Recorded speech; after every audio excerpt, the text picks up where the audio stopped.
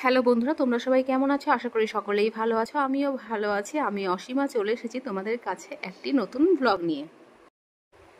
এখন আমরা যাচ্ছি আমাদের বাড়ি থেকে কিছুটা দূরে, সামনের দিকে গেলে যে মেন রাস্তা সেখানে। অনেকেই বলো বন্ধুরা যে দাদা কোথায়, দাদাকে দেখতে চাই। তো দাদা খুব একটা ক্যামেরার সামনে আসতে চাই না। তো দাদা জানতো না যে আমি ভিডিওটা করছি। ভিডিওটা যখন করছিলাম তখন আমাকে জিজ্ঞেস করছে কি ব্যাপার, ভিডিও করছো নাকি আমার আবার? আমি বললাম হ্যাঁ, তো কিছু বললো না। তো যাই হোক, এটা হচ্ছে তোমাদের দাদা। শ্রাবণ মাসের প্রতিটা সোমবার বাবার ভক্তরা কোনো না কোনো মন্দিরে গিয়ে বাবার মাথায় জল ঢেলে আসে। তারকেশ্বরে যেরকম প্রত্যেকটা সোমবার বাবার মাথায় জল ঢালার জন্য ভক্তরা শেওড়াফুলি থেকে জল নিয়ে পায়ে হেঁটে বাবার মাথায় জল ঢালার উদ্দেশ্যে বাবার বাড়ি চলে যায়, তেমনি আমাদের এদিকেও সাগরপাড়ায় একটি বাবার মন্দির রয়েছে। সেখানে শুধুমাত্র শ্রাবণ মাসের শেষ সোমবার জল ঢালার জন্য ভক্তরা যায়। যেহেতু সোমবার বাবার মাথায় জল ঢালার দিন, তাই আগের দিনই ভক্তরা সরাসরি চলে যায় ভাগীরথী গঙ্গায় বহরমপুরে।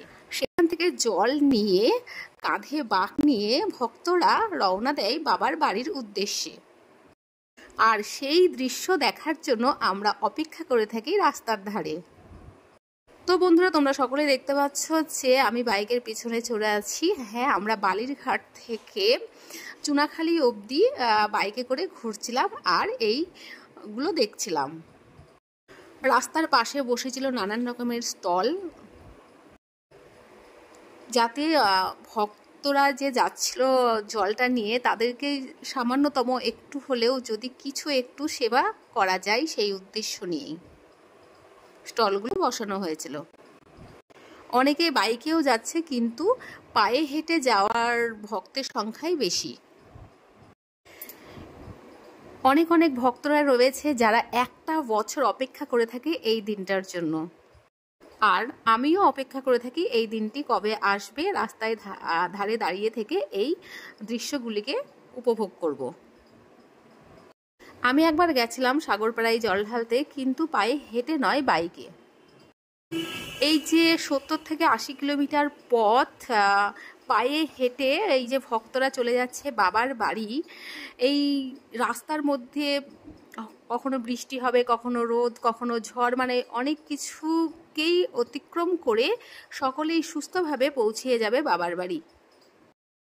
বাবার বাড়িতে পৌঁছিয়ে সেখানেও পড়তে হবে লম্বা লাইনে। সেই লম্বা লাইনে দাঁড়িয়ে থেকে বাবার মাথায় জল ঢেলে বাবাকে সন্তুষ্ট করে সকলে ফিরে আসবে তারপরের দিন সোমবার। ভক্তি না থাকলে কোনো কিছুই সম্ভব নয়। বাবার মাথায় জল ঢালতে যাবার সময় এই যে পায়ে হেঁটে যাওয়ার যে বিষয়টা, এটা কিন্তু সামান্যতম কষ্ট মনে হলেও এর মধ্যে এনার্জি রয়েছে প্রচুর। কেননা আমি এর আগে 2বার তারকেশ্বর গেছি শেওড়াফুলি থেকে পায়ে হেঁটেই। তো আমার তো ভীষণ ভীষণ ভালো লেগেছিল। এই যে ভক্তরা যাচ্ছে, মুখে এদের রয়েছে স্লোগান, কোনো দিকে এদের তাল নেই, একদম উদ্দেশ্য কি একটাই, বাবার বাড়ি যেতে হবে, বাবার বাড়ি আমাদের জল ঢালতে। তোমরা বন্ধুরা দেখতেই পাচ্ছ যে সাইকেলেও কয়েকজন যাচ্ছে বাবার মাথায় জল ঢালার জন্য। হ্যাঁ বন্ধুরা, শুধু পায়ে হেঁটেই নয়, বাইকেও নয়, সাইকেলে করেও যাচ্ছে। একটাই তো উদ্দেশ্য, বাবার মাথায় জল ঢালা। সে যেভাবেই হোক যদি জলটা ঢেলে আসা যায়।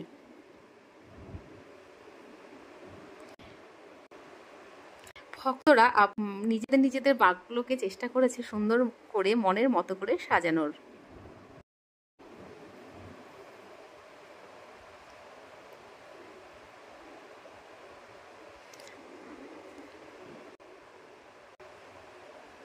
একই তালে সব ছুটে চলেছে বাবার বাড়ির দিকে।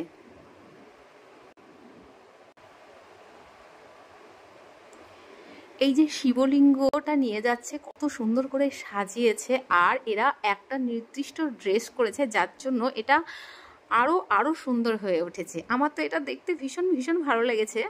তোমাদের কেমন লাগলো একটু বলবে। আর হ্যাঁ বন্ধুরা, তোমরা কারা কারা বাবার মাথায় জল ঢালতে চাও পায়ে হেঁটে বা সাইকেলে বা বাইকে শ্রাবণ মাসে, তো অবশ্যই জানিও। আর এই দিনটার জন্য কারা একটা বছর অপেক্ষা করে থাকো সেটাও কিন্তু বলবে। ভিডিওটি অনেকটাই বড়, ভুল ত্রুটি মার্জনীয়। দেখতে দেখতে তো সন্ধ্যা হয়ে গেল, এখন বাড়ি আসার পালা। অ্যাকচুয়ালি এই যে ভক্তরা আসে 2টোর পর থেকে সব আসা শুরু হয়ে যায়, আর লাস্ট 11টা কি 10টা 11টা এরকম সময় হয়তো থাকে। আমি কোনো দিনই লাস্ট টাইম অবধি থাকিনি, সেই কারণে ঠিক কটা অবধি ভক্তরা এই রাস্তা দিয়ে যায় ঠিক আমার জানা নেই। আর তোমাদের মধ্যে কেউ কি রয়েছে এদের মধ্যে?